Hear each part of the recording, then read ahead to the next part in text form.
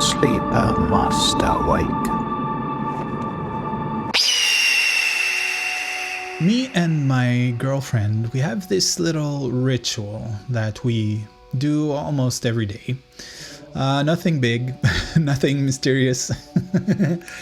We just, while we're having dinner, we're watching an episode of X-Files almost every day.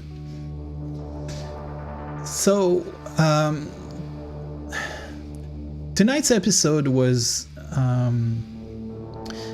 episode 17 of season 7, which I believe is titled All Things. And it's a pretty special episode if you're a fan of X-Files. If you're not, no worries, I'm not gonna spoil anything. But I'll just say that it's an episode in which Scully, the skeptical doctor, has a series of... she experiences a series of events that lead to what I guess could be called a sort of spiritual awakening. So if you know the series, it's pretty wild, you know, and I thought it was very well done. But why am I talking to you about this episode? It happened to help me out a lot because this afternoon I was trying to record this intro and I tried many times and I felt it was always bad and superficial. And I really wanted to, I wouldn't say pay homage, that would be a bit too much, but to at least do justice to the really great guest for today's show, who is Maja D'Aoust. So the link with the episode is, well, first of all, there was a pretty wild synchronicity in there.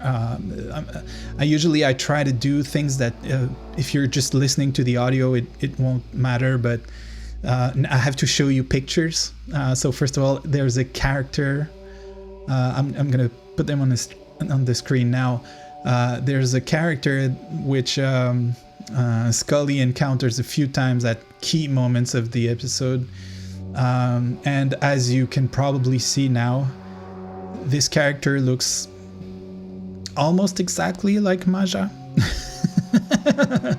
It's like a doppelganger thing. So at least the picture that she sent me for this show. So this in itself, it's pretty wild. But when I saw that, I thought, you know, that might be a little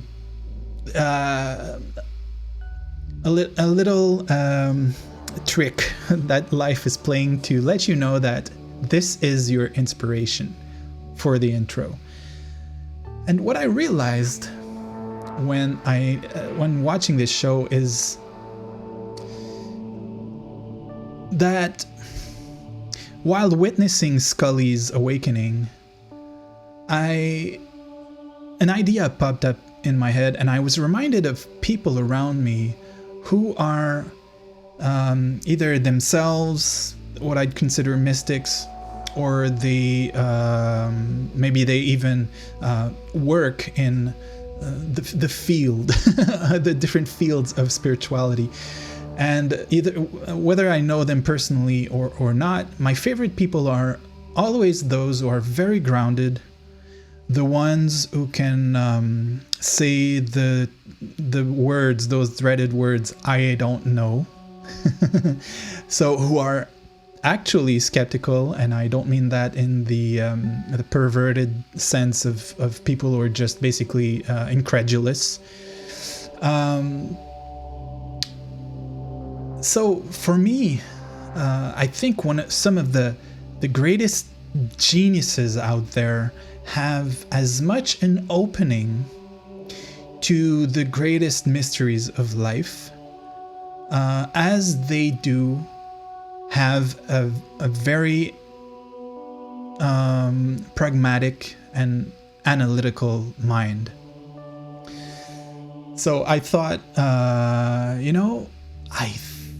think it feels like something that could apply to Maja, because as you will see, or I guess with tonight's show, or especially if you dive into her work, her very all the things that she worked on, which are many, you will probably see this seriousness just as this openness and into intuition and actual humanity, So anyways, I said enough. I hope this intro conveys how inspiring I feel Maja is.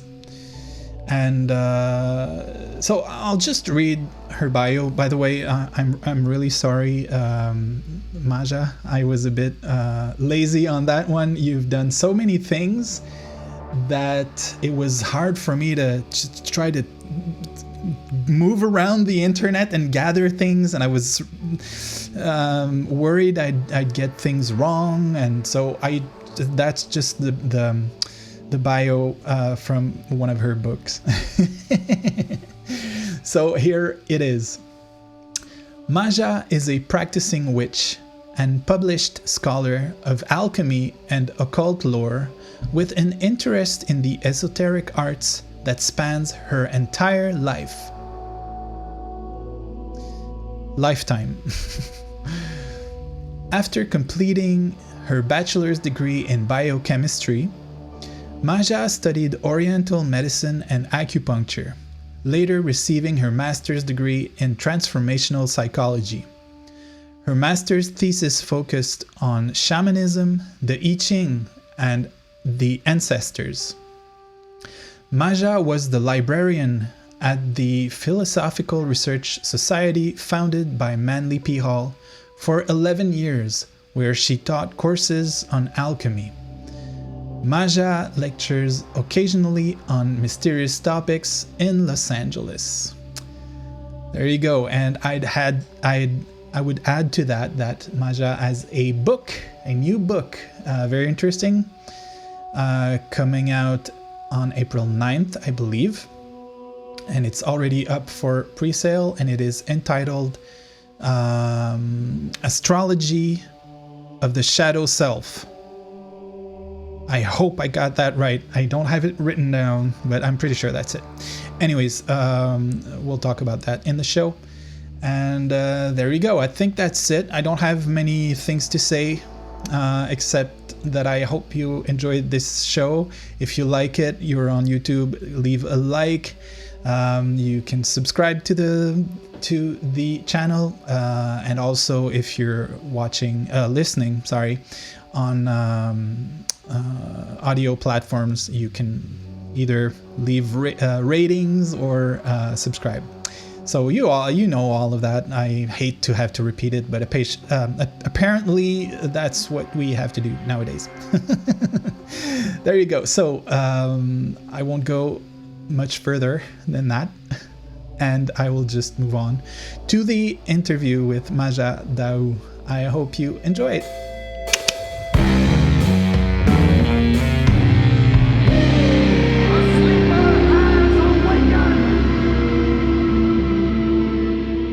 The portal has opened.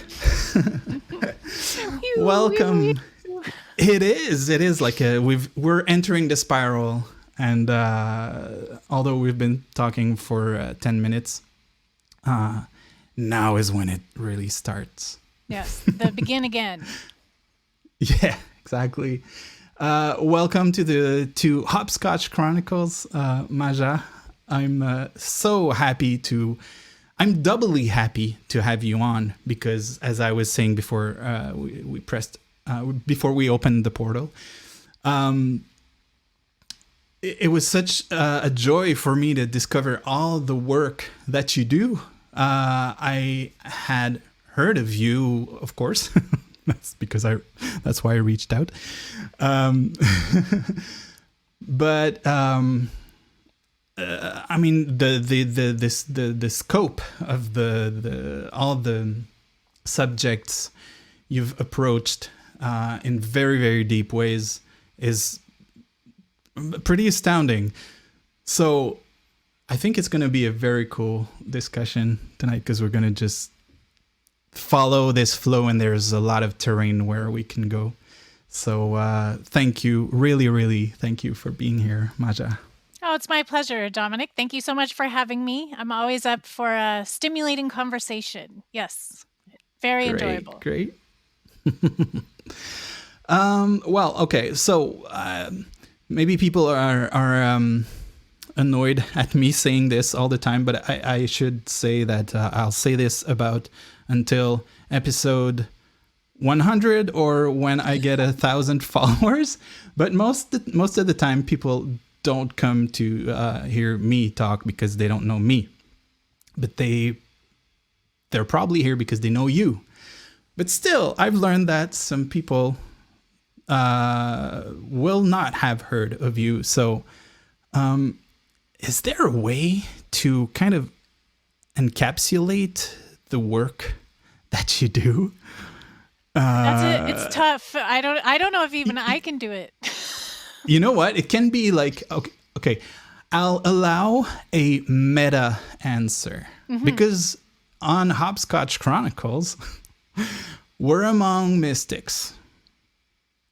So yes, very well. I do approach most of the answer by just letting people know I'm a witch, which I am, but I also enjoy that answer because it mystifies most people, because then they have to think in their minds, well, what is a witch and what does the word witch mean? So I feel like automatically they expand and contemplate my response.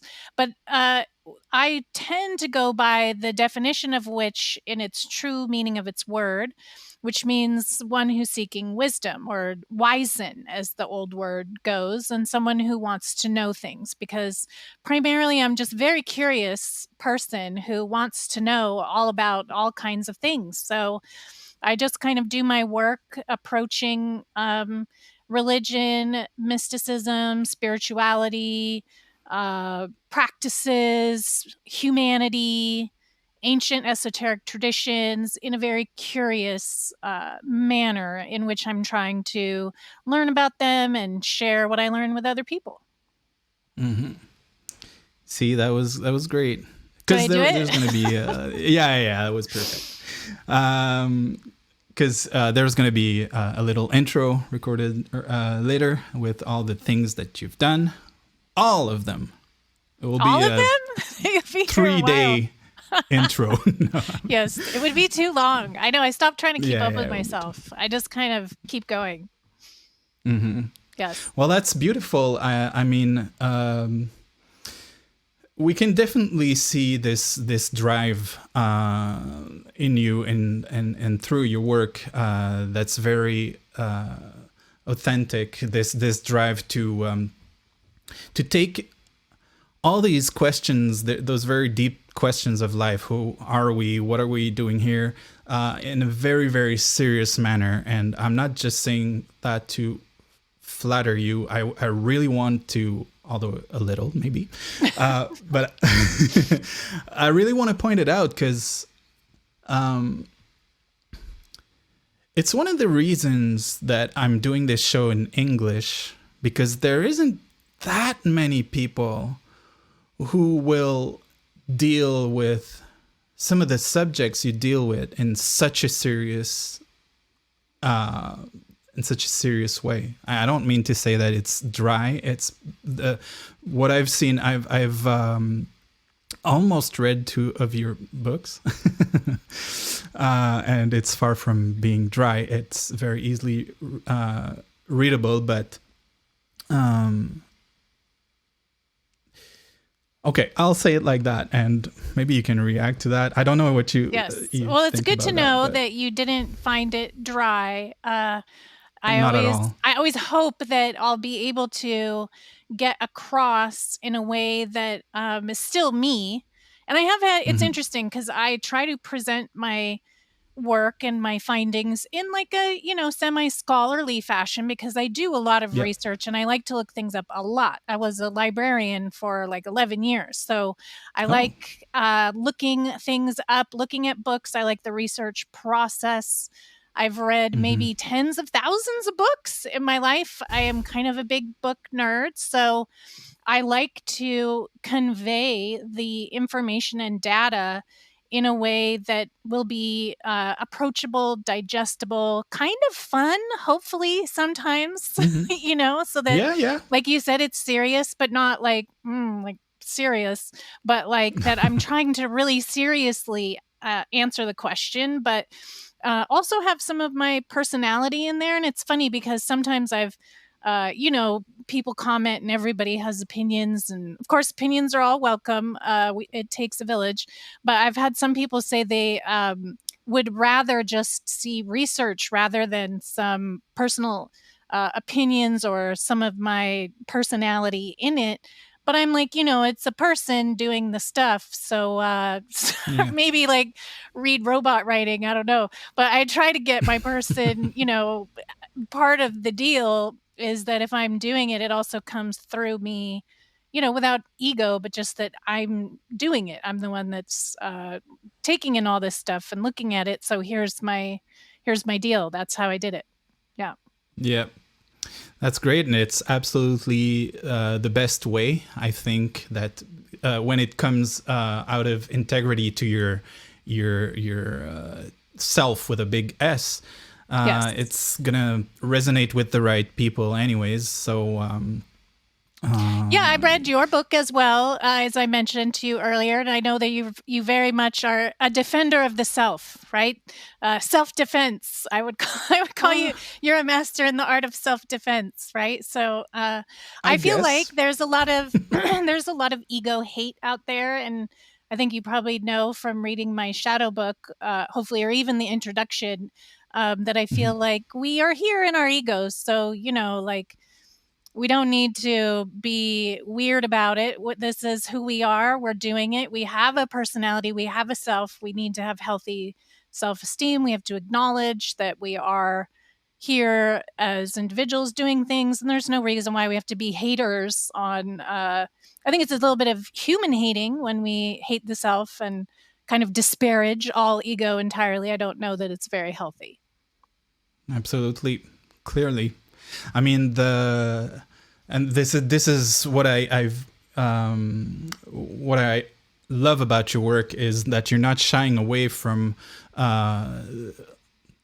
both the darker aspects of the, let's call it the quest, or the quest is good. I like it. The mystical path. The quest.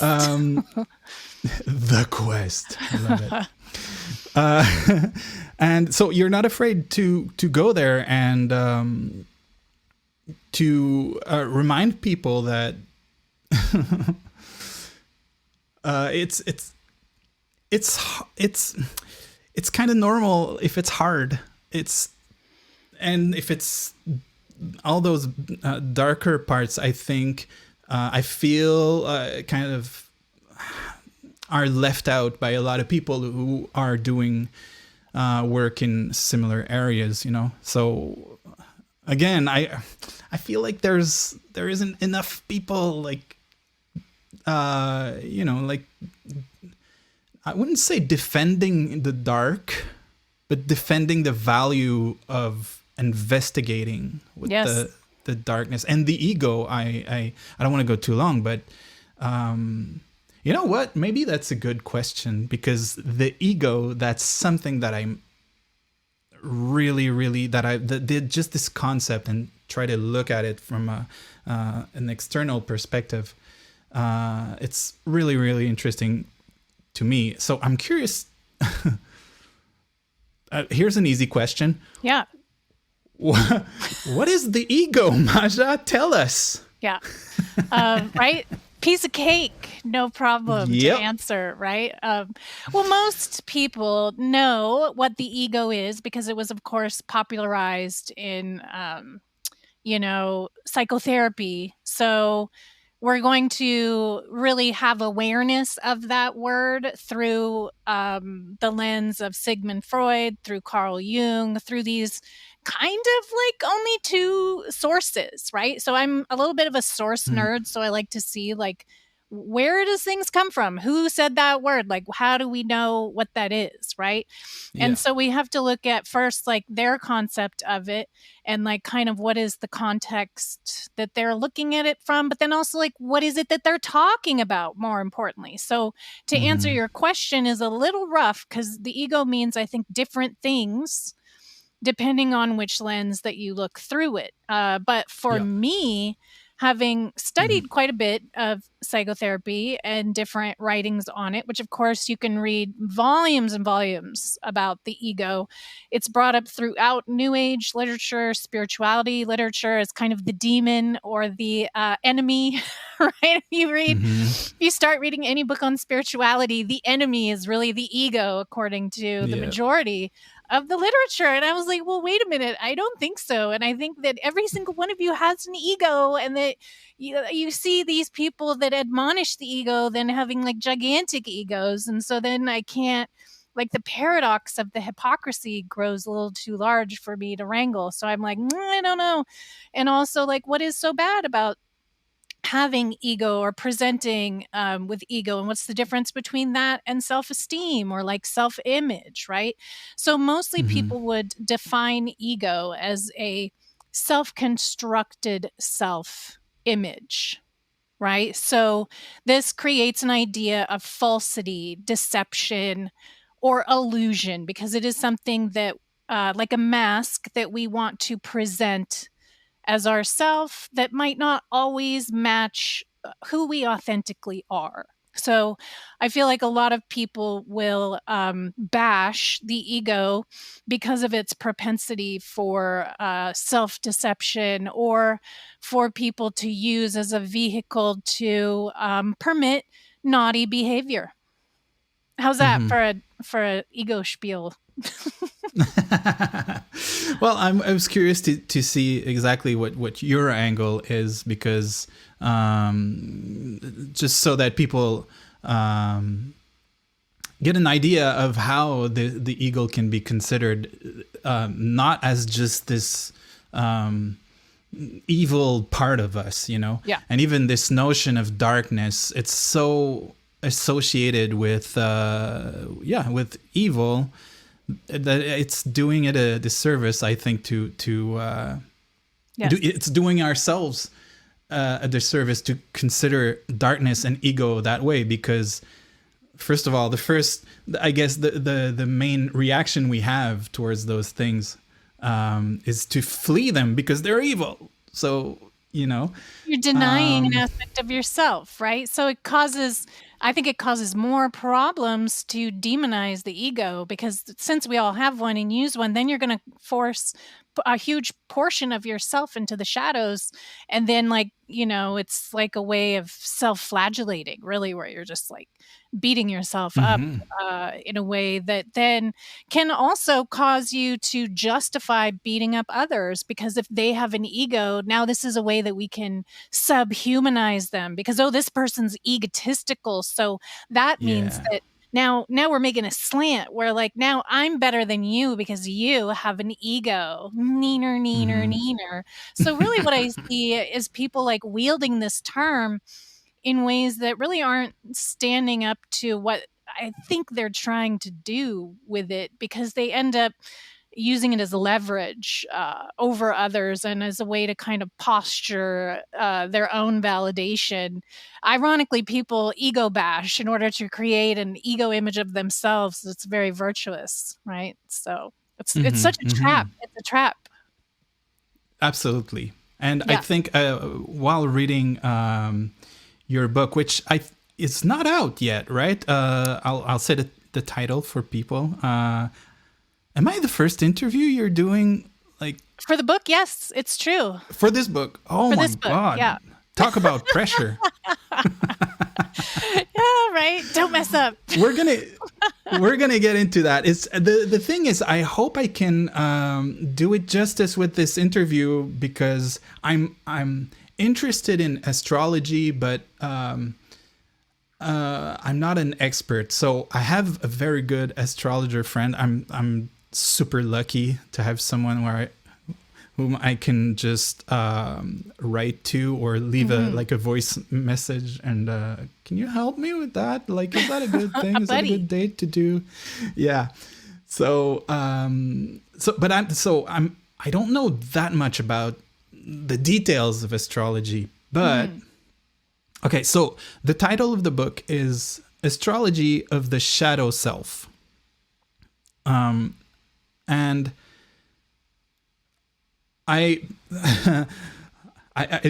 can't say that I like pretend that I know so much about shadow and darkness, but that's the thing that I feel I have an experience, personal, very deep experience of for myself, you know.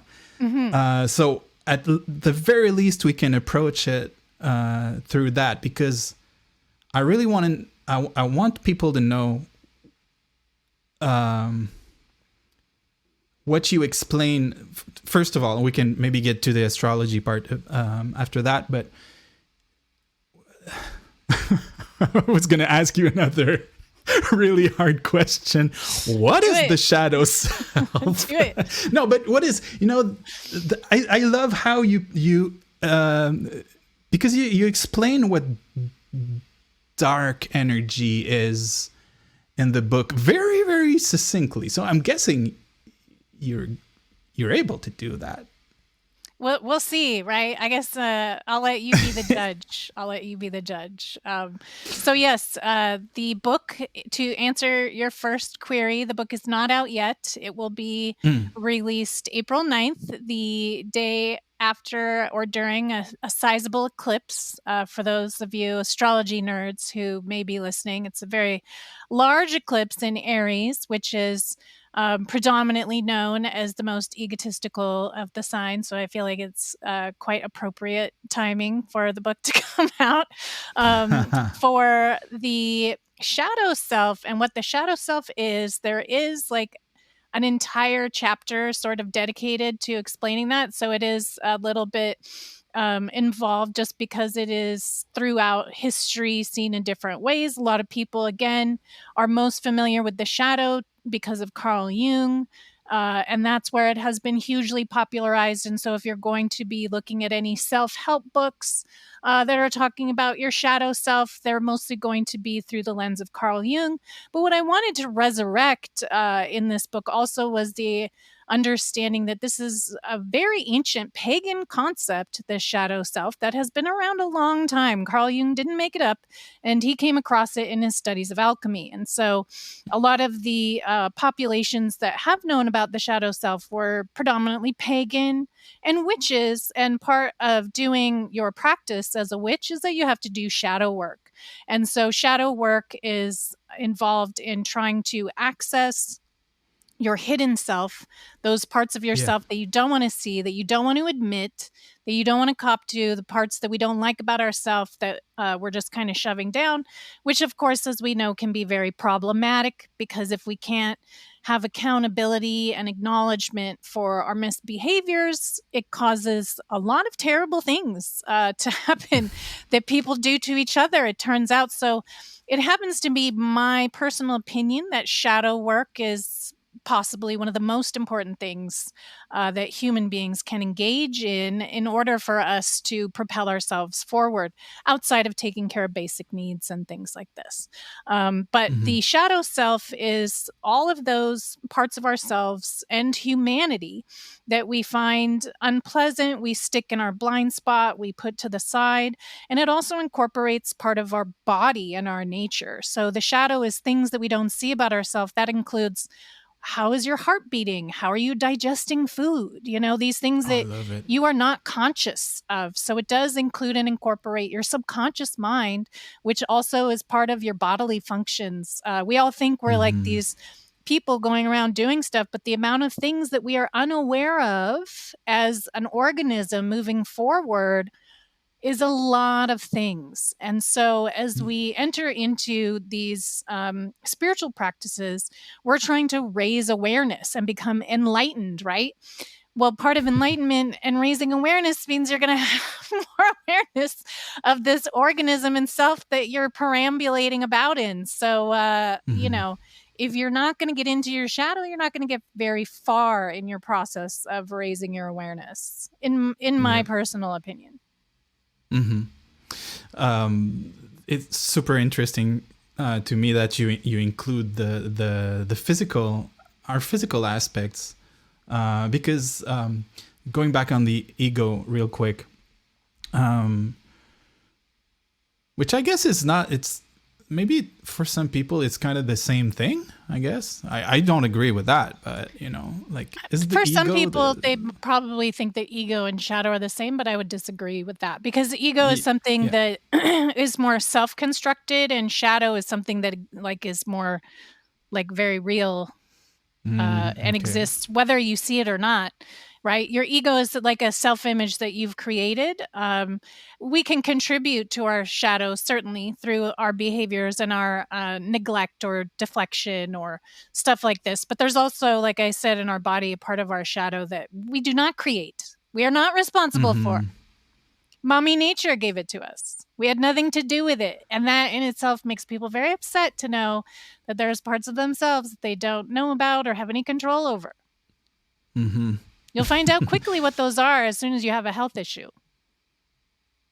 Oh yeah, for sure. Yes, that's right. Well, even just looking at ourselves really maybe almost in a cold way, just even our personalities, like maybe it comes with age, I don't know, but sometimes you just see the things that's just it, that's what I am, I can't do much about it. And when you really think about it and you really struggle with the idea, usually you come with I don't know if you'll agree with that, but with the idea that, well, you know what, it's actually pretty cool the way that I naturally am, and just be like this. I'm kind of I feel like I'm walking on eggs here, because it's going to be so easy for people to hear that and say, yeah, it's okay to be like that, just even if I'm a jerk sometimes. Well, that's okay, that's not what I mean. You know, and well, this is what we have to do. We have to see these aspects of humanity. And this is why I think my book will be very difficult for people too, because of what you just said. And it's not by acknowledging our jerks and our misbehaviors and our violence and our most horrible parts of ourselves. It's not a condonement of them. And we don't need to, suggest that, well, that's it. Like, that's just what's going to happen. We're just going to do this. This is not what it implies. It implies raising an awareness to and incorporating that this is an aspect of being that is not going to be erased. We're not going to be able to just fix it, right? We're not going to punish it out of existence. We're not going to be able to shame it so that it never rears its head again. This is not going to happen. If you think that we can shame and punish people so much that we will eradicate shadow behaviors from humanity, this is incorrect. Sorry to burst that bubble. So we need to say, so yes, it doesn't, we can have the capital punishment for murder. It's not going to stop anybody from murdering anyone. It's not, you can shame them all you want. This is not what it is. So we have to raise our understanding, acknowledgement, and look into this much, much deeper to try to strategize ways in which we're going to be able to evolve and wrangle this side and aspect of the entirety of humanity. It's not just some bad eggs either. Some people like to, again, in a shadow behavior, say, oh, this is them, not me. No. This exists. It exists. Yep. Yes, that's right. There's also an idea I had. Well, it's more of an experience than an idea, but I think for me on the path of discovering and revealing these dark aspects of mine, the hardest part was not necessarily to recognize the where I was being a bad person or a jerk or egotistical, or the hardest part was to see where there's darkness in the things that I thought were good about myself. You know, the way that I would express love or express affection, that it all like if you just look at it really quickly, it's good to be affectionate, right? Right. You know, so why would I question? Were you doing that? it to gain benefits for self, right? It's exactly the motivations can be questionable for sure. Yeah. The motivations, why am I doing this exactly? I know. And where does it come from? And sometimes it's not and I love that you point out that it's not about shaming or anything. This exam of ourselves. Yes. Like it I think we're best served if we develop this kind of controlled dissociative behavior, that we can just look at ourselves very coldly and okay, this person is doing this, and that kind of like a machine, you know, like if you have like if your bike has a problem with the chain, you're not going to shame the chain, you know. It's just how it happened. And in some ways, I think our egos and our vehicles and our shadow, I don't know exactly what words to use, they're very mechanical in some ways, right? Well, and it's part of our operating system, our body that we're in is where that gets into the mechanics, right? So if we want to feel like our emotions are predominantly expressing meaning, but oftentimes our emotions are more of a chemical reaction or a response to an impulse of like an event or a danger. And they're not personal. They're not personal at all. They have nothing to do with our so-called self or what we would consider our personality, and yet they're making up the thing that we're doing it in. So you can't like we want our personality to be our emotional expression in these affections, and we'll like identify with like, oh, he's a very affectionate person, so then that means like, oh, that must be your identity then, right? So you are your affection, and this is what you are, when in fact that's like an experience that you're having as a result of, you know, a release of a endorphin or whatever. Like, I know that sounds very clinical as an explanation, but it's just not the totality of self. And I feel like people are willing to identify people with their emotional expressions far too often. So if someone is experiencing an anger expression, they'll say, oh, well, she's angry, when literally it could be some problem that's happening in her organs. She could be having a health issue, right? There could be like so many things, and that's not, why are you just identifying that person as the emotion anger? That has never really made much sense to me.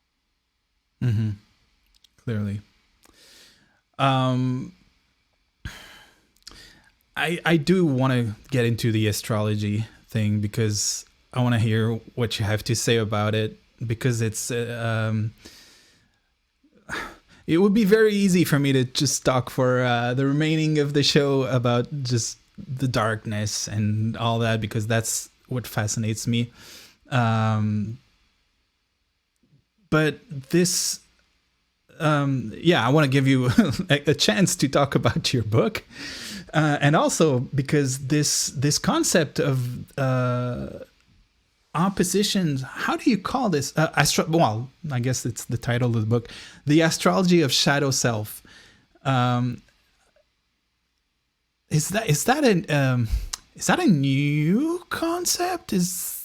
Maybe I missed that in the using astrology to look at shadow self for a long time, but I have developed a way to do it just by mirroring and flipping the chart through the oppositions. So because of all the work that I've done with alchemy and oppositions and polarities, of course, polarities are very popular. Everybody's talking about how polarized everything is, right? You know, it's very easy to understand them now just because social media is amplifying people's polarization and oppositional energy and stuff like this. So to use the astrological planets, you can find the oppositional point in the sky from any planet, whether it's your sun, your moon, your Mars, your Venus. There's going to be an exact 180 degree where you're going to have the oppositional face kind of confronting. So it's just a mirroring or a reversal. It's a little bit like other psychological concepts of role reversal. Right. So we like to think of ourselves as the good guy. Right. What if we play the role of the bad guy? Yeah.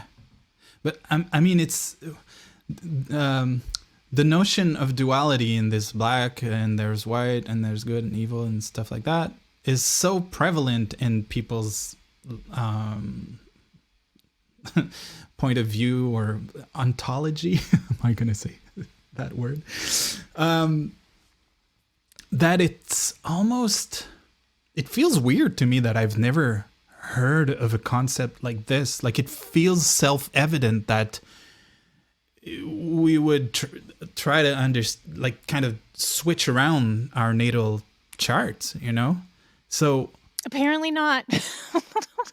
So you're just like this genius who well, I mean, I know that you just said that it's not a really recent concept, but it is. Well, I came up with the idea. I'm being an idiot here. No, not at all.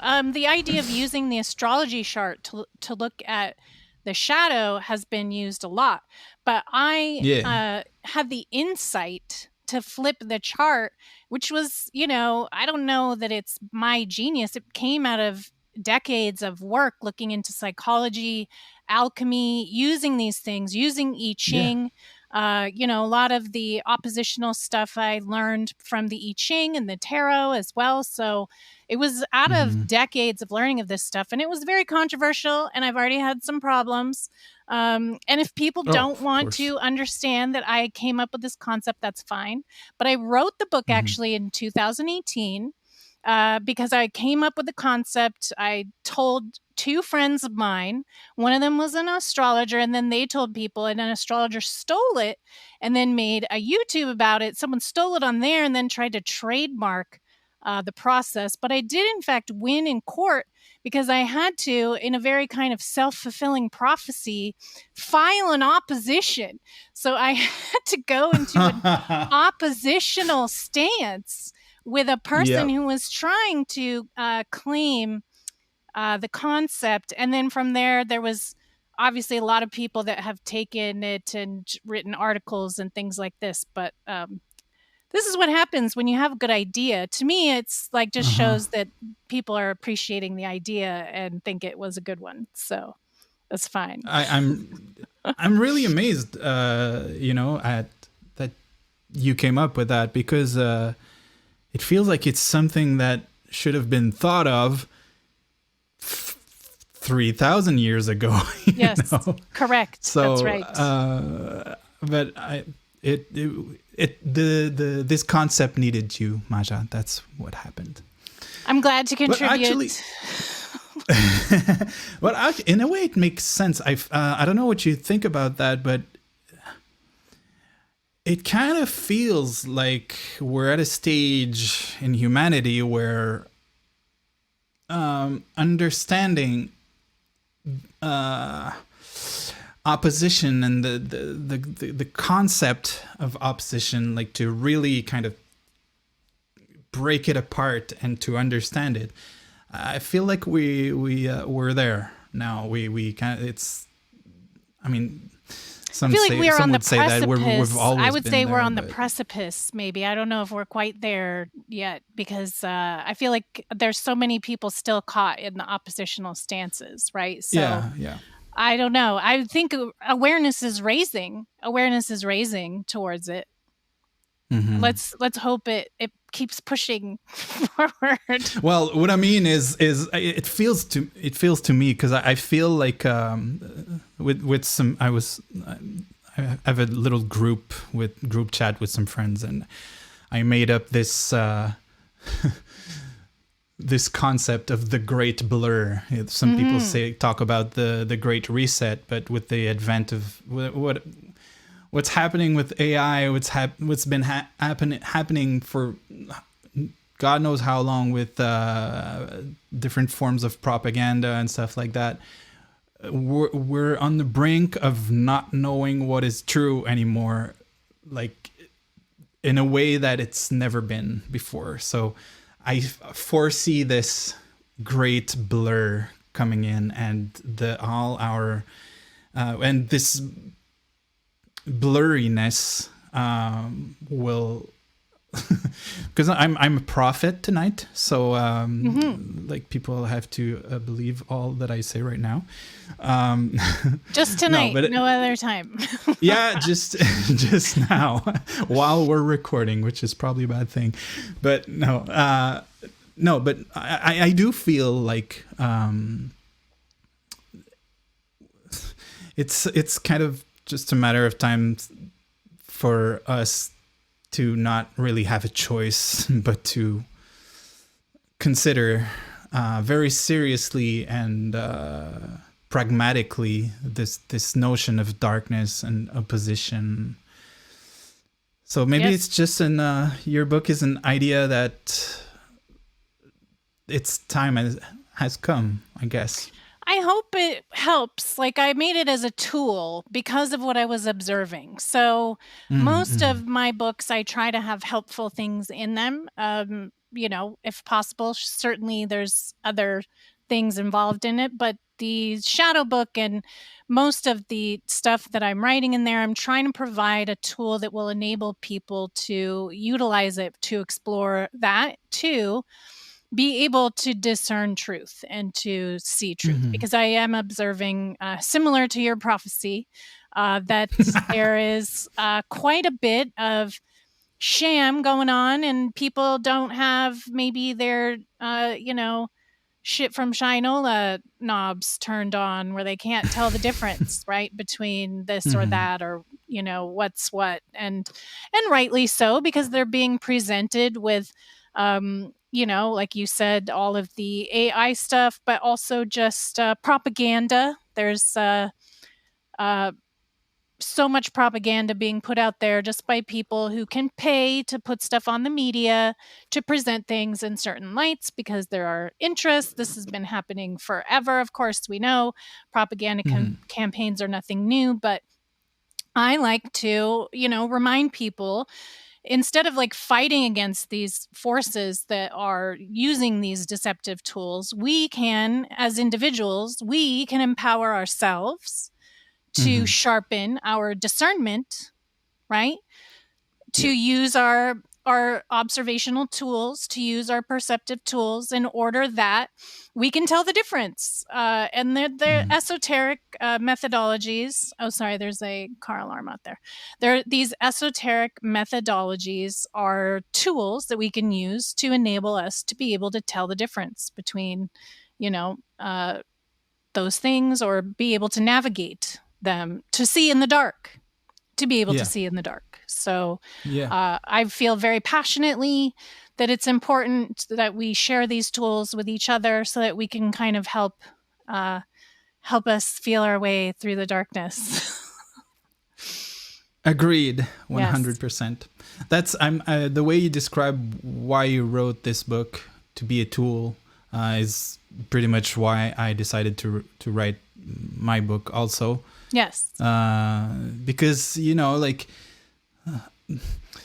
it's I guess it's about self-knowledge, whether astrology or astrology definitely for me has been a very, very precious tool for self-knowledge and to become one's own beacon in all this darkness, because I feel it's maybe, well, I don't want to be like all doom and gloom, but maybe you could be maybe doomy. we're going to see It's fine.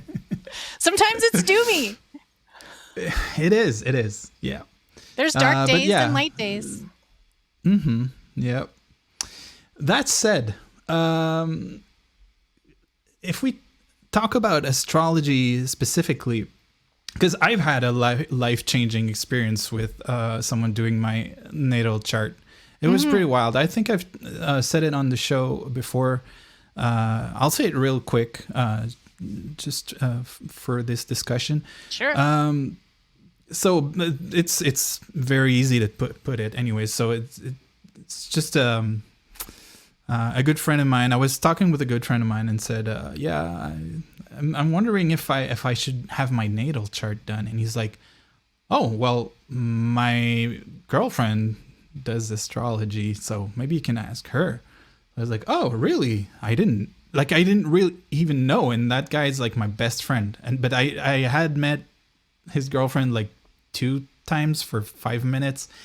So she doesn't know me. And I know enough about their relationship to know that he's not going to talk about me in the details. And they have kids. They don't have, like time for this thing. Yeah. So I know that this person doesn't know me at all.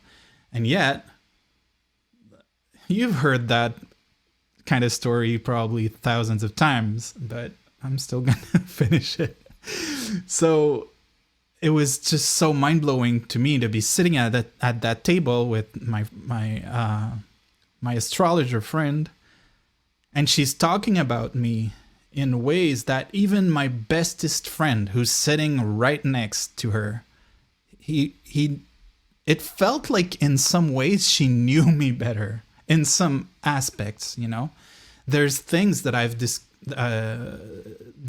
discussed with my friends, problems I had, and things I had trouble dealing with my own personality, and he would respond with his view of my life, But then when I talked about the same things to this astrologer friend, she responded, well, yeah, of course you're like that. That's because of this and this planet that's there. And it's like, okay, I'm not completely crazy, just enough.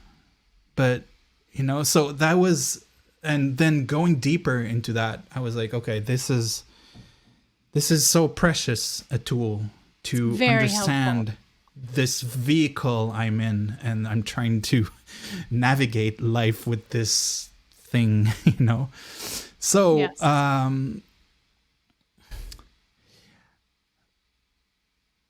I guess the question is, if we come back to your work specifically in the book, how does a inverted natal reading differ from, like, just generally, like, is there a way, because you do readings for people, and so so people know.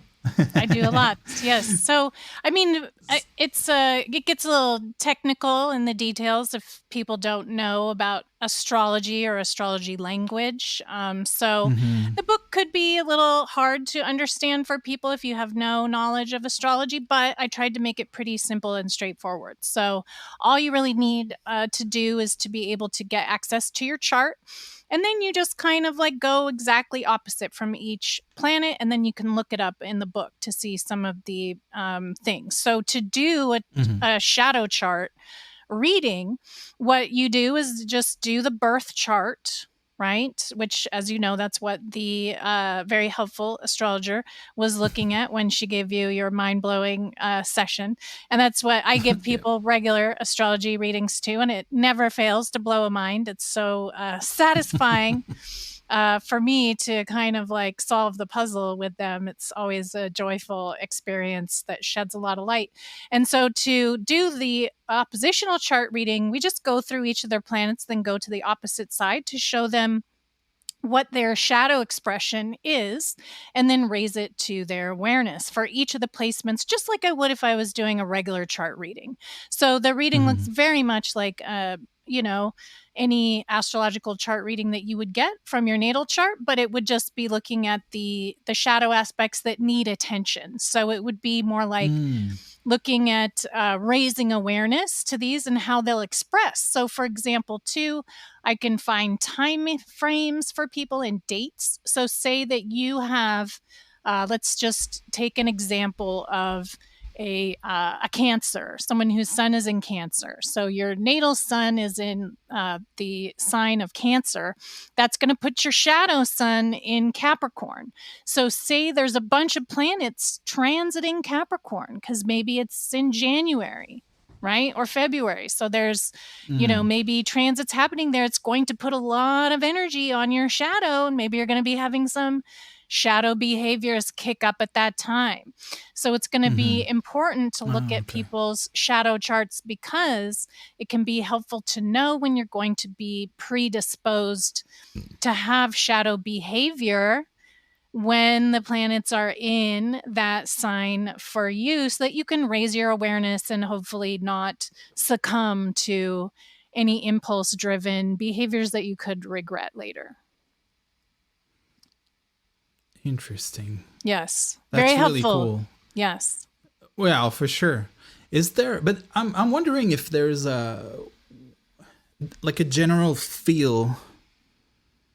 Is there a general feel that's really different from a regular reading when you communicate them with the person? For me, it's I kind of relay the information in the same way that I would a regular chart, but just with the explanation of the stuff that we're looking at. So in terms of like a feel, I don't feel it's any different, because I feel like when I do a regular chart reading, it has this, the feeling I would say both of them have is revelatory, right? Meaning that it's like showing you something. So most of my experience and what the clients tend to experience in a chart reading is that it reveals some information or data. They'll connect with it, right? And then we'll be able to get specific data about it, like whether it's dates, times, scenarios, ways that it could manifest or express, things like this. So I very much convey it in a data-driven, revelatory way for both of the charts. Yeah. Okay, cool. So it's very similar, I would say. Okay. So it's additional data. Yes. Additional data. Correct. 50% more data in the shadow chart. Yes. You should maybe well, that's a nice not a segue, but I was gonna say maybe you should put that sticker on front right, as a selling point of the book. Yes. But what there's one thing that I wanted to point out to people is that you do a lot of graphic art also, or visual arts.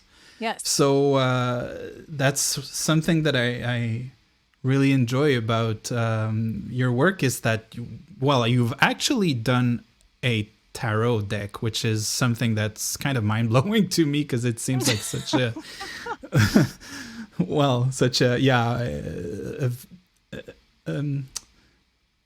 it seems very, very arduous, and it took me 2 years of hardcore meditation to make that 22 card deck. So it was very arduous. Yes, that is the word I would use. Yes. Because there's like all the paintings or drawings, and is that one that we see behind you? Yes, I did that one. Yes, that's one of mine. Sorry, people who are listening to this only on audio, but it's a very beautiful painting. It's oil pastel. That one is oil pastel. Yeah, but I do paintings, drawings, all kinds of art. Really, I do. I just always like drawing. I have since I was little, so I make a lot of art. Most of them are big. Like my originals for the tarot deck. They're like 4 foot by 3 foot because I like doing wow. the actual originals are very large. Yeah. Okay, cool. So that was kind of an aside because I really want I really love the your I'm looking for the right words. Graphic work. My images. Your images. Yes.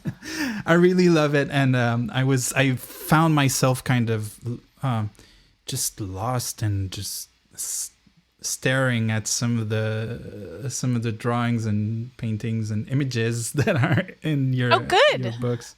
Good. And I guess there's some of what you want to. That's the non-data part. That's also very important. That I appreciate this addition to a book. Oh, that's good to know. Yes, I like images convey a lot of feeling, for me anyway. Mm-hmm. And hopefully if they're done right, you can feel them a little better than words because it uses, I think, a different part of your brain, at least for me anyway. So I like to try to help people feel the thing, not just with what I'm saying, but with some visuals as well. Yeah. Yeah. I get it. I don't want to bring it back to my book, but I tried to do that also to convey some things that, with some graphic design for the each chapter, but also with some poetry. Sometimes it kind of feels like it's out of nowhere, but that's the part that I was hoping people would kind of contemplate a bit more, I love the poetry in your book, and I always try to put some poetry in almost all of my books because poetry is a visual language, really, I feel like. So it's very good at conveying images, feelings, and understanding more so than just regular prose, I think. Yes. Yeah. Yep. So coming back to your book again, and maybe sorry if it's kind of all over the place. That's how I feel these days. I'm a bit all over the place. So quite all right. Quite all right. To be like, all right, good. But we're still on the subject of your book because there's something that I noted that I really, not only did I thought was really interesting to read, but also it feels like something I'm gonna have to go deeper in. And it's the concept of the divine feminine. Mm-hmm. And you relate it in the book with, I don't want to use the wrong terms, shadow energy or negative energy. Yes, even? That's right. Negative energy, which means not bad. So yes, we tend to think of the word negative as meaning bad, but when we're saying things like negative energy, I study science, so we know that there's positive and negative energy, and they're just different qualities of energy. So an electron is a negatively charged form of energy, which is electricity, right? It is all of these things. And so one of the things that we find when we're in natural habitats is a large amount of negative ions because it literally has a negative charge. So when I use this description, I'm not talking about, girl bad, boy good. This is not what we're doing here. And it's about an energetic descriptive term. It's not about gender either. So when we're talking about divine feminine, this is a quality of a description of the kind of energy that we're dealing with. Yes. Mm-hmm. And this brings the idea to me, and as I was telling you, I learn a lot by just feeling, and so pondering, and that's why I'm a very slow reader, by the way, because I don't. It's not enough just to have computed the text, like I have to kind of to feel like I've gotten it, and an image that came with this what you mentioned about I should have noted the exact sentence, but this for this energy, the divine feminine having to do with negative energy made me think of destruction, because when we think about positive or masculine, and I want to make clear that just like you, I'm not thinking man good, woman bad. We have to make these things clear nowadays. It's funny. Yeah, just this notion of continual growth makes absolutely no sense. Like, for sure, it doesn't make sense. And it became clear just because of one or two sentences in the it's actually in the intro almost, or the first chapter of your book, that I was like, oh, I think she's talking about in other like among other things about this negative energy of destruction. Yes. And this is something that we are not mastering at all. We don't understand how it works and how to use destruction. But it's a natural force. It will still happen. So it happens in disastrous ways when we use destruction.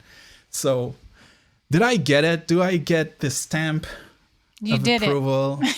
You did it. That's right. And it's commonly portrayed in the feminine. Of course, we all are familiar, hopefully. It can never make a statement like that. Many are familiar with Kali, right? Yeah. So this is Kali that we are talking about. And this is a very old concept that I have nothing to do with creating at all. And so the fact when I make the statement that divine feminine energy has that negative destructive force, this is a statement that is based in all of these things. It's not something that I came up with.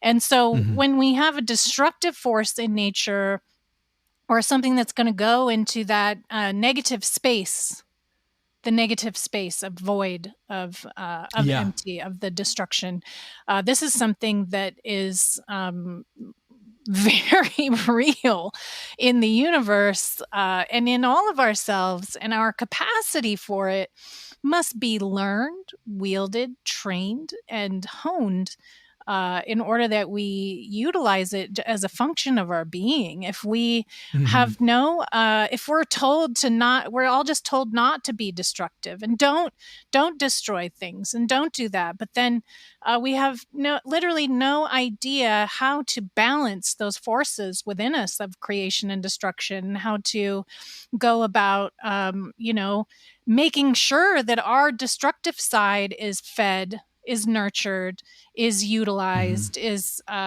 trained, as well as our positive side. And so this gets expressed in just ignorance all throughout so many places, and why feminine energy gets poo-pooed and tabooed and put to the side, and we can't talk about it and stuff like this. Females, we destroy every single month when we have our menstruation. One of our eggs that is a potential person is murdered through our body as it leaves in the blood. So we're very familiar with the process of destruction. Biologically, our body creates and destroys on a monthly basis. So, we just have to deal with it. So I feel like a lot of that feminine aspect of it through some of the biology gets that, shoved into your face at one point or another. It will when you have to deal with death, when you have to deal with your illness, when you have to deal with anything about the grave, gravity, when you fall, you're going to have to come up against it. And of course, we struggle so much emotionally to even deal with this. And we're at, kind of far along in our human beingness. still can't manage to seem to deal with that at all. I feel like in most cultures, certainly there are many masters that thankfully provide service to all of us struggling people trying to go through the weight and force of destructive energy, but not enough. Man, we need a lot of help. All right? It's a hot mess. Yep. Hot mess.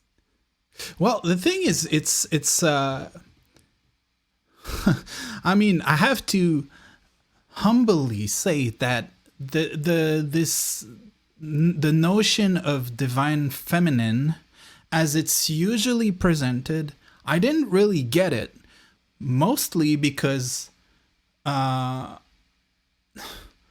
don't, and I'm not like saying I'm a part of anything, but I've never thought of myself as like a guy, or, you know, like it's always been very like, I've always seen myself with many facets, you know. So the way that it's sometimes presented is the divine feminine, and I don't want to ridicule this because I know this work is going to be helpful for a lot of people, but the way that it's presented sometimes, it's okay, divine feminine, so all these women get together and they just do these things that are womanly because they have a woman body. Right. You know, and that's, maybe I think, the feminism. You're talking about like how spiritual kind of groups are approaching the divine feminine energy. Yes. Maybe I'm not clear. Sorry. No, it gets real weird. And to me, like the whole point of the divine feminine and divine masculine energetics is that it has nothing to do with gender at all. Mm-hmm. So the fact that, like, I mean, women are utilizing the divine feminine stuff certainly to empower and form these groups and do all the woman stuff that you said. It's just cracking me up. But this is not limited. Like, you can be a man and be holding divine feminine energy. You know what I mean? So like the shadow, the way that I saw it was that even if gender is so irrelevant in all of this to me completely, and you can be trans, you can be whatever you are. It has nothing to do with the divine feminine or masculine energy. So I feel like that's like a way that they're using it for empowerment, but it needs to be inclusive because these are universal forces that, like, not only have nothing to do with gender, but I'm trying to talk about it like a universal physical force that isn't even about human beings, for crying out loud, right? So this is not, and we tend to anthropomorphize everything, and this is a shadow behavior because if we can't project self onto it, right, we can't understand it or even like kind of admit that it has any importance or existence outside it, like, right? If you can't anthropomorphize it, what good is it to me anyway, right? I don't know, but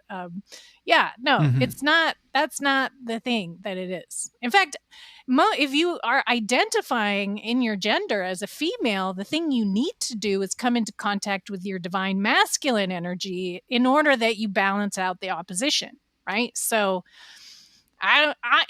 because I am an alchemist, my advice to a woman or someone who identifies as a woman that wants to go into the divine feminine space is like, well, I would advise that you first master your divine masculine energy, actually, so that you can have the counterforce and that you can come into completion and wholeness, right? Yeah. Go into the space you're not. Yeah. That's the whole point of the book. I'm sorry, repeat that. Go into the space you are not. That's the whole point of the book. Yeah. So I wrote the book to encourage people to go into the thing that they are not identifying with. Be the thing you aren't, not just the thing you are. Wow, that's the I guess for me, this what you just said is part of what I call because there's no good words for that, actually, what I call the mystic's path, pushing oneself to Yeah. Just don't rest on what you think you are, and just always question and be super honest with yourself when answering. Who am I? What am I? And try things out. Also, try it out. Like, try to be different, and you'll see if, oh, well, that resonates, or no, that's really, really not me. So, Yeah. I guess it's, I don't know. So that's why I guess the talk about divine feminine and masculine kind of leaves me a bit cold sometimes, because for me it's kind of a steering thing, kind of like when someone drives a car, and I'm gonna explain what I'm doing for people with just audio. Like, you're not just standing there with your hands on the wheel, not moving, and then just going right and then going left. It's all those micro movements, that you keep doing. So to me, it's just a moment by moment thing. Okay, now it doesn't have to be grandiose, like this destruction. Sometimes it's just saying no to Yep. to something, or maybe, oh, this plant is dead, it's time to throw it out, just a small thing, but it's Calibrations. yeah, exactly. Calibrations. Yeah. So, and it's saying no is actually a very good example, and something that people are very bad at, right? So in my work, I work with people a lot, right? All day. And I see everybody's really struggling with boundaries, right? Boundary work is a major thing that is part of shadow work. So a lot of people, and we're not taught it, so it's nobody's fault. And there's like, unless you look into like self-help books, you're not even going to know what the heck a boundary is, or that it was ever there. Unless you either go to therapy or get into a bunch of self-help books, you're not even going to understand that you have a right to make boundaries, which is part of managing your destructive force. You need to say no when you don't want to do something, and you don't need to feel shame or guilt or anything about that. You need to say no, and people need to honor each other's no. So that's a big part of trying to wrangle the divine feminine energy of that negative energy, is literally no. Like, I said no. Feel good about your no. Yeah. And maybe find people who understand that also. I have like, we gotta all get to understand it. Yes. Yeah. Well, eventually, I hope more and more people will get that.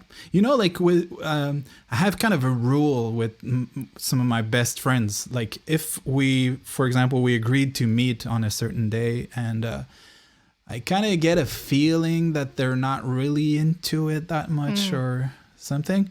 Like I always say, like, as a friend, if you tell me I don't feel like going out today, or that's completely valid. It seems so obvious, but when does someone tell a friend, like, no, I'm not gonna meet you today because I don't feel like it. Like, it's something that it's so simple and it should be obvious, but it's not. Well, it comes from safety, right? So when people have had their boundaries violated, they don't think they can say no, and they don't think they get to, and they don't. So they kind of just, it's a way that they're going to hide. They're going to hide from what they want because they don't feel safe. So it's a way of like protecting. But it's true. It's so sad because you're just trying to, like, as a friend, you're trying to just plan on meeting something.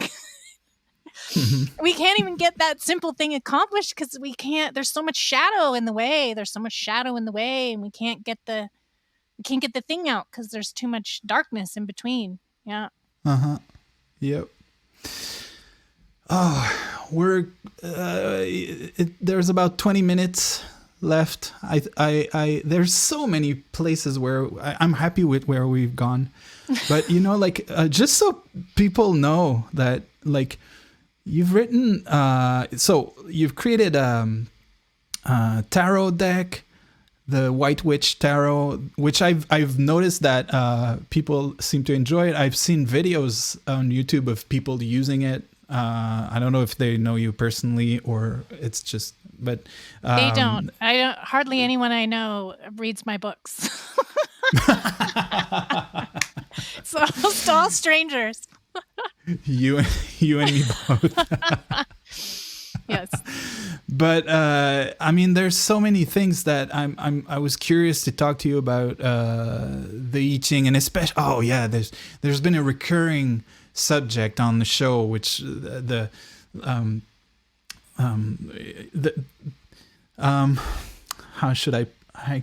can I put this, like the will of disincarnate entities, and which is something like that would have been great to get into with you, because you've written I see at least 2 books on disincarnate entities.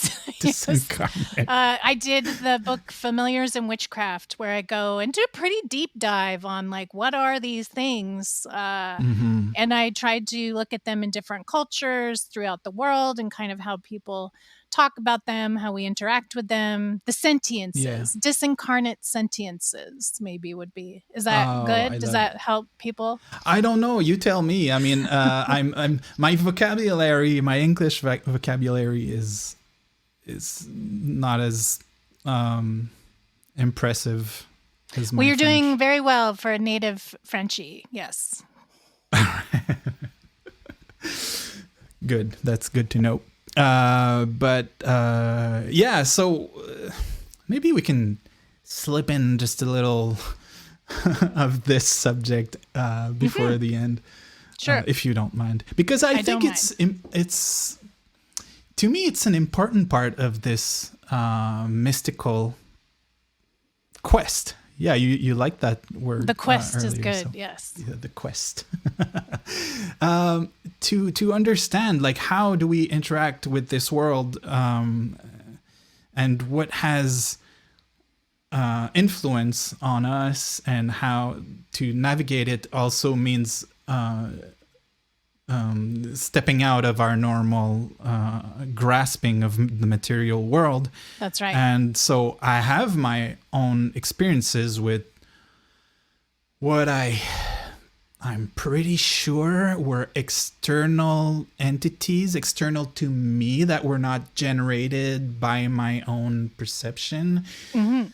But it's something that I'm super curious about, because I feel like such a débutant, a beginner in all of this, because I've had some experiences that are I'll say though, I think those experiences to me were all important, whether they were imagined or that there was a reality to it outside my own imagination. Yes. It's kind of almost not important to me, that part, but I'm still very curious, like, and I don't even know. I just wanted to do a quick thing, but I'm not even, I don't even know where to go with this. It's like, okay. Well, it's so, cool to have one go ahead. yourself, like, right? So we love the ones that when we have, it's so profound when you sense another sentience that is not your own. This is, a life event type of thing. But I am very blessed and graced that I have had some of these events of exterior sentiences that were shared with other people. So this is that's where it really gets fun, right? So you can have one privately, like say we're doing our private practice and we're engaging in meditation and we're doing, some psychonauting, and we're able to expand into the presence of another thing. But when we're able to do that and have a group of other people that experience the sentience too, I feel like it's very important, because then you're not crazy. Although I agree with you that it's not important, even if it is, you imagined it or whatever, irrelevant in my opinion also. But I feel like because I've had substantiation through shared experience, I don't really feel like it is just me imagining it. And so that kind of like broadens it to another thing. But even if it is a solo thing that is imagined, all that does really is show how amazing the human consciousness is and the mind is if it has the capacity to generate such an event, right? Mm-hmm. Yeah. Yeah. Even if it was just imagination, it's still mind blowing.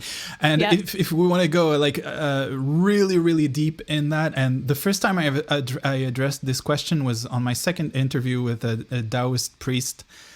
I guess the question was, do the gods have free will or disincarnate? I don't know.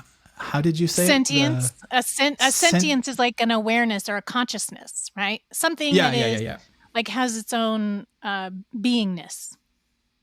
Yeah, well, that was my question. Like, do they really have? Because in my experience, like I've it's kind of hard to tell if it's an actual being with sentience and free will, or if it's just kind of it's more of like a specific energy current, that I'm putting a face and intentions on to understand it, and the personality. Like a frequency. Yeah. Yeah, but that I think I actually have a quote of from Dion Fortune in my book, because she put it so well. Something like the uneducated person who sees a fairy. I'm butchering it, but paraphrasing. Yes, it's a great uneducated.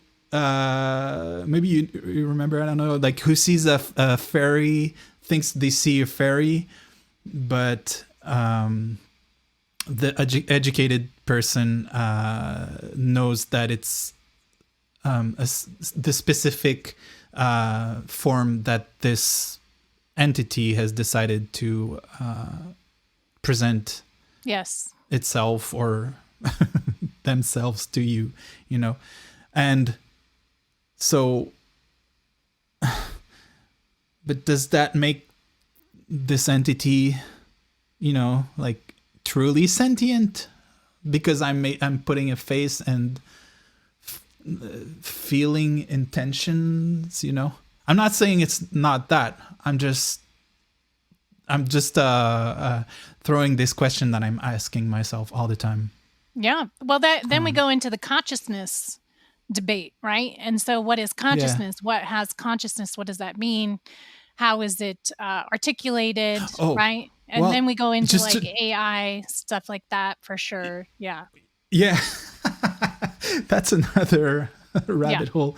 But kind of to go back to that question that I asked Ian Duncan, the Taoist priest, basically like, do these sentiences have free will? And it's like, well, do you have free will? Yes. It's, yeah. Like, are they really external from us? Well, what do you mean external? There can be quite a bit of noodling, right? Into like, and when I say noodling, it's like, well, we can go pretty far down, right? And see, you can say like, there are definitely boundaries of like self and other. So if we say like identifiable as this or that, now we're looking at like categories or correspondences, right? But then you can get technically when we say things like everything is connected, right? Or everything is one giant thing, right? So there's differences in articulations and external and internal things, but then there's also not. I don't think it's one or the other. It's in addition, right? So there's me and you, not me or you, correct? It's not me or you. I never thought of it like that. Yeah. It's me and me you. Or you. Yes, that's right. It's not like I'm here or you're there. This is a what they call a cognitive fallacy of thinking, right? So we have to understand that it's not outside or inside. It's outside and inside. Clear, right? Yes, makes sense. So we can kind of navigate it a little easier when we understand that it's not an an exclusionary thing. To have external and internal is not exclusionary. It's inclusive that both exist together. So now we're dealing in more like a team, right? We're looking at a team of ourself and these external sentient consciousnesses that can kind of come and go with us. So we can be a team. And so it's like and them, right? Yeah. But not exclusive to ourselves, right? Just like we aren't exclusive to each other. So it's you and me now, but there's also other people that we deal with in our lives and come into contact with. And so these sentiences are very similar, right? So they're not, but we have this problem with our brains where we think it's just like ours or like there's me and then there's everything else, right? There's me or everything else. But it's really more of a big soup where everything is swimming around in and like messing with each other, right? Interacting. Our consciousnesses are interacting with each other right now, currently, right? And then there'll be other sentient consciousnesses that join in later. That could be joining in now, right? A big party. Well, that's the thing is, and that's when you consider all of this from the really, really deep aspects of it, where it kind of becomes unimportant whether they're external to us or not, because you just said, oh, our consciousnesses are connecting right now, and if I was being a jerk, I'd say, well, it's all just one consciousness, Yes, and right? I wouldn't be wrong, but for me that's weird. Maybe I'm flipped, and I do things opposite to most people. I don't know, but to me it's just one thing. It's the easy part. Yes. So I'm like, I know. I really, really know this, but to me, there's nowhere to go with this. So now I'm interested in this big illusion of entities and how our consciousnesses, plural, maybe small c, I don't know how to put it, but interact, right? It's like an interaction. I kind of think of it, maybe you'll find this fun, like an ecosystem, right? So like in nature, it's a little bit like an ecosystem of of an area, right? So there's going to be that same kind of interaction of the consciousness between it. It's going to be, because it's going to be all just like how nature is. So if we know that nature is a reflection, a mirror of spiritual realities or consciousness in general, and the Taoist probably understands this very well, the Taoist monk that you spoke of. So we know that nature is a reflection, even geometrically, of these higher heavens. This is Taoist philosophy that I'm relating, and you can use it. They show it through geometries as well, right? So if that's true, and we're going to ask, do these entities have free will? Do you do things in nature, right? So is there free will in nature is what you have to look at in order to find an answer to that question. And so you'd have to observe nature, including things other than human beings, to look at all these different forms of sentience to really see if there is free will, right? Yeah. Different forms of sentience. I love it. That's right. And this notion of, I think that's actually, because when I prepare for these interviews, I just have this huge list of questions, and then sometimes one pops out, and I think that's something that I wrote. It doesn't matter.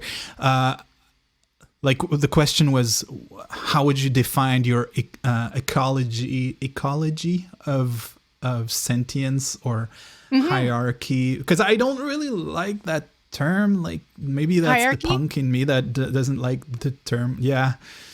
So it's an unfortunate reality over another.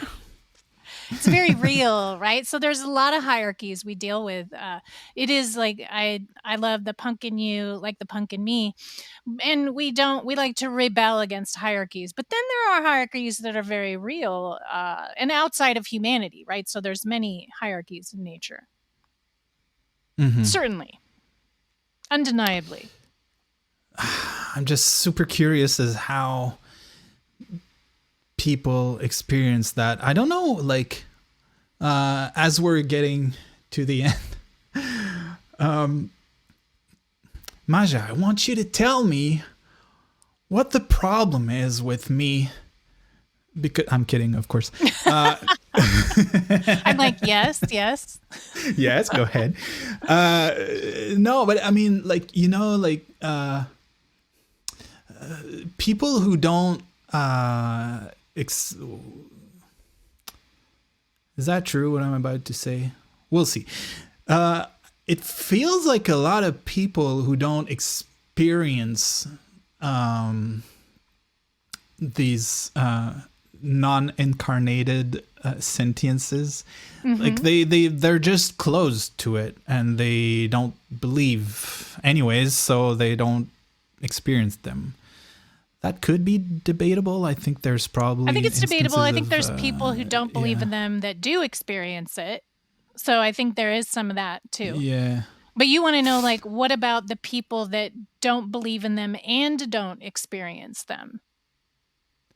Correct? Actually, no, I was wondering about the problem with me, because I pretty much believe in them. Although maybe I had something to say about what you just said too, but I'm curious as why is it that I haven't had a lot of... Oh, okay. So you've only had like some. Yeah. Because I'm open, you know, yes. Like I feel like I've been, I don't want to make it too much about myself, but I'm sure a lot of people have this same experience. So I feel like I've been more like, come in, talk with me, you know, and give me a clear sign more than, you know, like, oh, this happened. Well, so I do have an answer for you that has two parts. I feel like certainly some people are just more easily able to do it from the time they're born, just like somebody could play guitar better than somebody else, right? So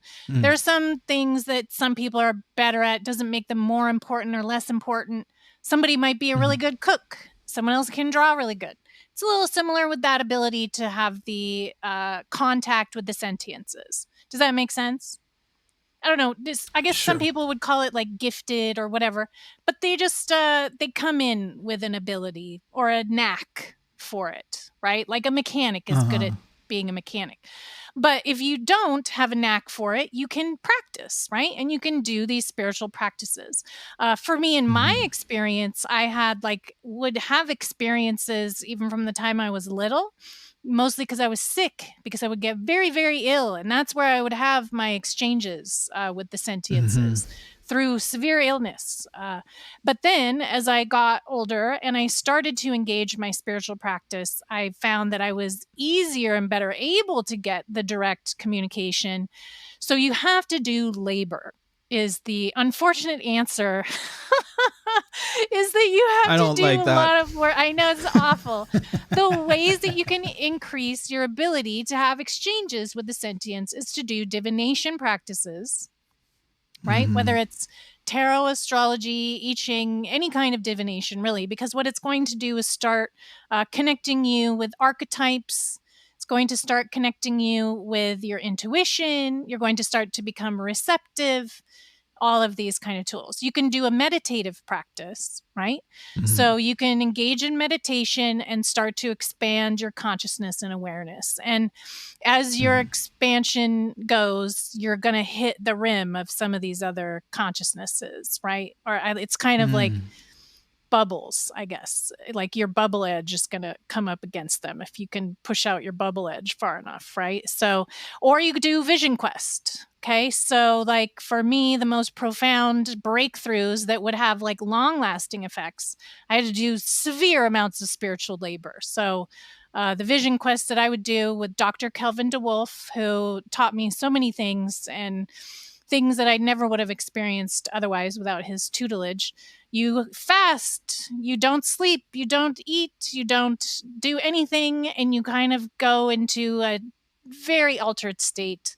And then in that space, it'll be hard to shut them up, in fact. So if you think you want more, try a vision quest, right?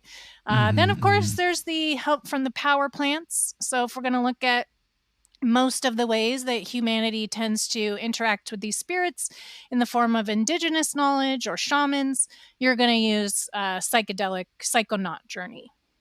Yeah. Those are the ways as I know of them.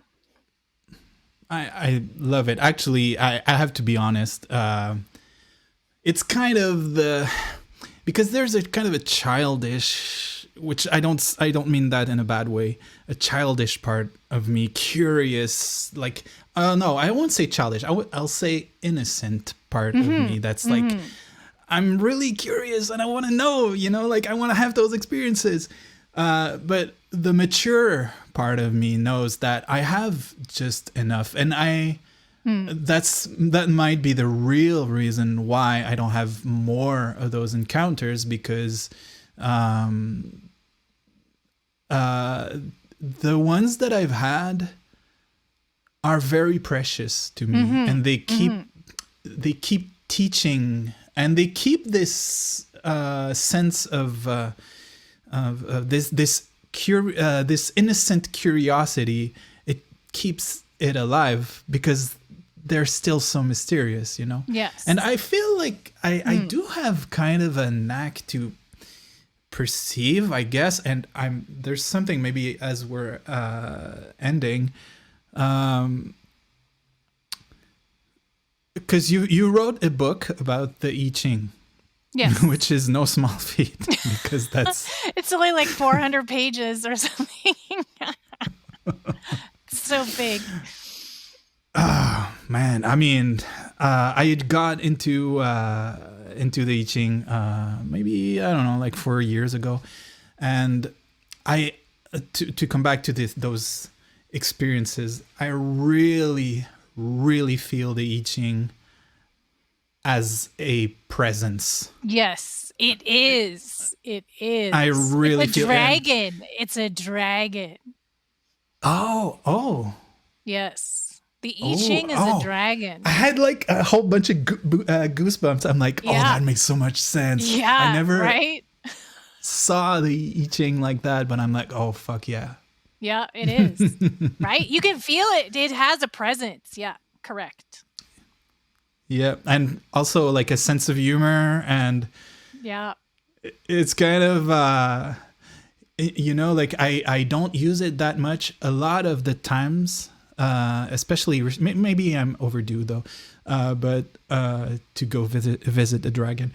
But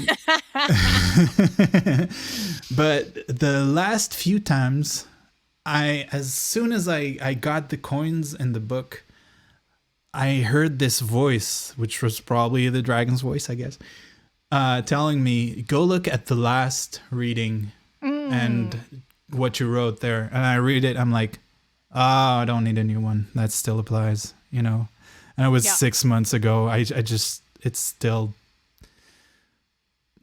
anyways, so... One of the literal answers in the I Ching is hexagram 4, which basically means, you fool, I already told you the last time you asked. It's one of the answers in the I Ching. Yeah. Well, I got that one a bunch of times. Yeah. Yeah. I get it often as well. Yes. I love it. Wow. Hey, you know what? I have one last question, if you'll allow it. And it's probably the hardest question. All right. Sounds good to me. I don't want to put you on a spot, but I have to ask it. And I hope you're not going to be struggling too much with it. But Who is Mr. Pee-wee? You're talking about my YouTube name, which comes up, and I also saw my... you. Look at. This is the best question I've ever had in an interview. Okay, I will tell you right now. So, because it was your username on a bunch of places, so I'm like, who's that? My alter ego. When the internet was first began, right? Begun. I'm not sure. But I was there when the internet started. Like, I'm old, believe it or not. I'm like 50. So when the internet began, I got myself a Hotmail account. For those of us that are older sins, we know that Hotmail was up there with like AOL. It was one of the first accounts you could get. And I was a huge fan in college of Pee Wee Herman. So I love Pee Wee Herman. I was very blessed as I got older in my life. I became friends with Liberty Larson, whose family, runs the Magic Castle in Los Angeles. And so it's all these magicians and stuff. And so I was at an event that her genius mother was putting on. And Paul Rubens, the guy that is Pee Wee Herman, was there. And I actually got to meet him fulfilling my fandom of his work. And so my because I used my Hotmail email, that's what it comes up as. On some of these electronic devices. But this is also just so funny. And this is why I know that AI will never rule the world, because it can't ever get the auto check right on the spelling. And it also misidentifies me as Pee-wee quite often. So... but delightfully so. So it is in homage, and we honor him because he did in fact pass away. We have lost the great Paul Rubens. So it is with great pleasure that I take the opportunity to thank him and his disincarnate sentience for all of the moments of laughter, including this one now. That's great. I wasn't... I didn't know. Like, I thought it's probably her cat or something. That's funny. So it was a good question after all. That was great. Yes. All right. Glad you asked. Super. We're at the end of the show. I really want to thank you again. It was really cool. I was in a weird space for the last 2 weeks or so. So I was hoping it wouldn't be too uncomfortable for anyone or awkward. But I think we addressed your new book that's coming out April 9th. And I hope enough also of your other work that will give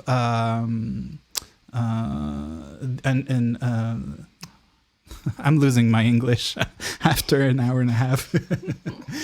That will push people to know more about your work, because as I was saying at the beginning, I was like, okay, that's something, that's all that she's done. Like, I really want to dig into that much more than I thought. And actually, I hope that, yes, there will trigger some curiosity in people about all that you've done, but also that we'll have other occasions such as this one, to maybe talk about other subjects. I have many, many things to talk about always.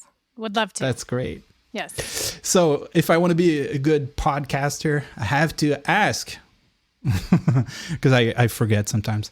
Yes. Where can people find your work? Oh, sure. It's all going to be in the show notes, but Yes. I'm pretty easy to find. You can just go on witchofthedawn.com. I have an Amazon author page. If you want to go on there, all my books are there, and also on Barnes & Noble.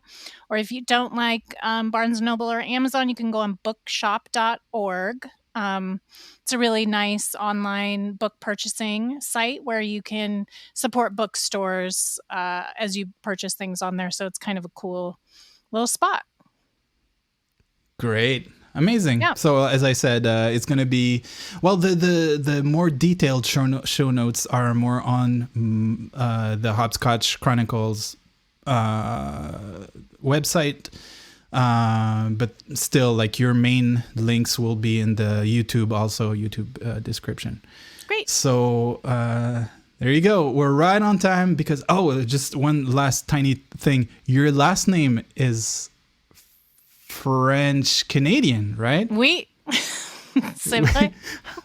How's your French? Do you have it's not the best, but yeah, I was born in Canada. I was born in Ottawa and then grew up in Montreal for quite a few years. Yeah. Yeah, Montreal, where I am right now. So that's very kismet. I like it. Yes. Great. So we're going to stop now because we're going to, if we continue, we're going to have to do this in French because my English is fading away. So it's a good time to stop. Wait. All right. Thanks again, Maja. My pleasure. Thanks, Dominic.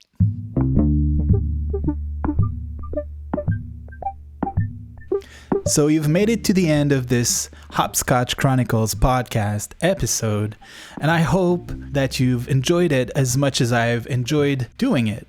And I thank you so much for your attention, and I hope you're benefiting in a way or another from this conversation. So if you'd like to follow my work, whether on this podcast or my personal work, you can go to Twitter or X and follow me at Domi_Valley, DOMI_Valley. Same username for Instagram, if you prefer that platform. You can also go to the official website for the podcast, which is hopscotchchronicles.com. And if you'd like to support the podcast as well as my personal work, you can do so by subscribing to my Patreon. The address is patreon.com/Dominic Vallée, DOMINIC Vallée, VALLEE. There you'll find video and audio versions of the episodes without any commercials, as well as special episodes on every Sunday where I take my Sunday afternoon tea with you guys. All right, thanks again for listening, and until next time, keep reaching for the light.